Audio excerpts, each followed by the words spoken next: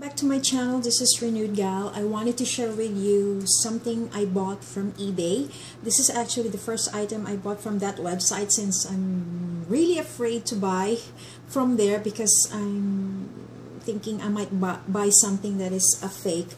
In any case, I bought this item from a US seller, so I'm quite confident that this is not a fake. I bought her for $397 from MPP Boutique. Again, she is a US seller and her rating is 100%. So let's get started. I wanted to introduce to you my new to me Louis Vuitton Planner, Agenda Planner in monogram print. Her measurements, actually the height is 7 1/4 and the width is 7 1/4 and 5 1/4 in width. Her date code is SP0989, so it makes her around 16 years old, 16-year-old. So I googled for Louis Vuitton to be vintage, the item should at least be 15 years old, so I guess she's vintage. So in any case, I've been listing for her for so many years after I've seen a lot of YouTube channels reviewing her. And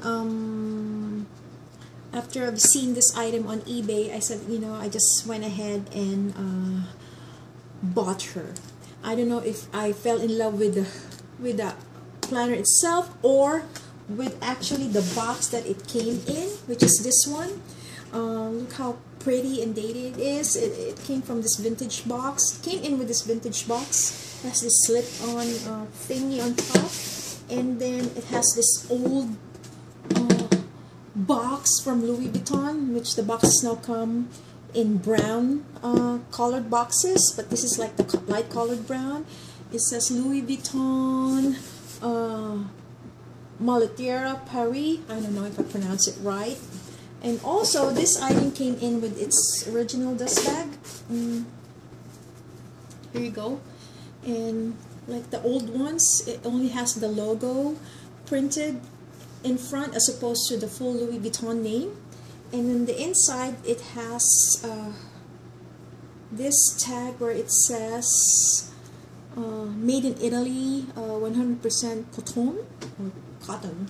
And nowadays it comes in that mustard colored dust bag, and the inside tag says made in India, 100% cotton.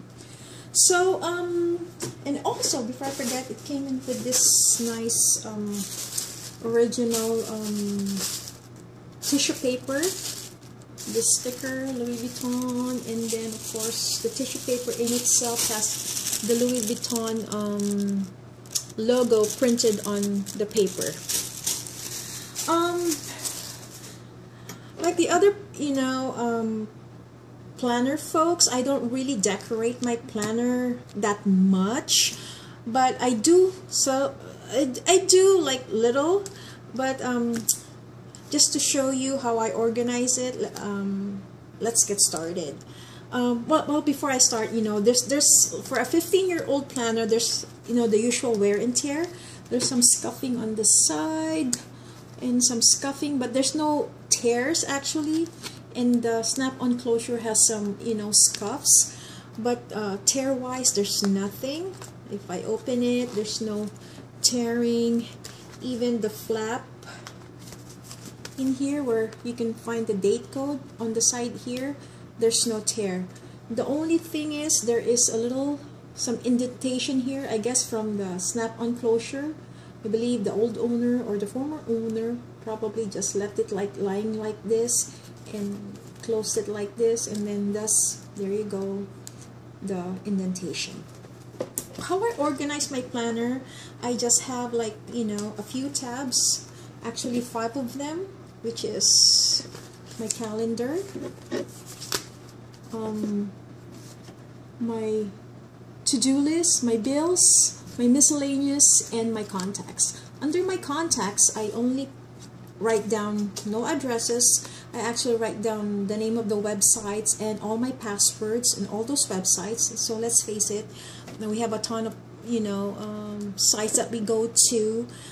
For me, sorry, for me, I have like different passwords for different websites. Sorry. And then I don't remember them all, so I have to write them down.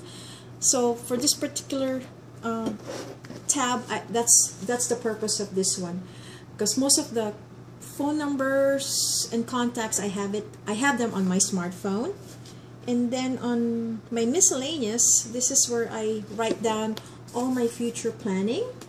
And then on my bills, like you said, bills, you know, this is where I write down all my bills. And I actually separate them by month, as you can see. I just use scrap paper, and like April and so forth and so on, June. Oops. And that's how I do it, and I write down each and every one of my bills.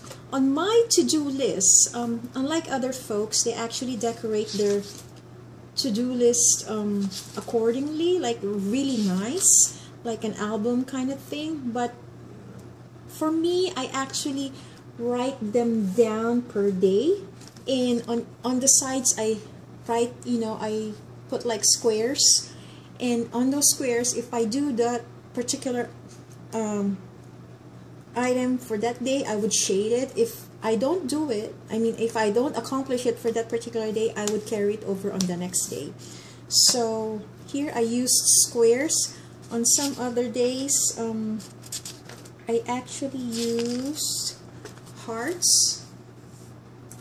So my to-do list, I actually use them for work, because I have a grown son already, so I don't have like any more appointments for, you know, sports games or whatnot, parent-teacher meetings. So most of the stuff here, or 90% of the stuff here, are actually work related, and that's how much I need to do at work every day. And then on my calendar, this is where I actually put in my artistic side, kinda, you know, and I kind of decorate it a little simply.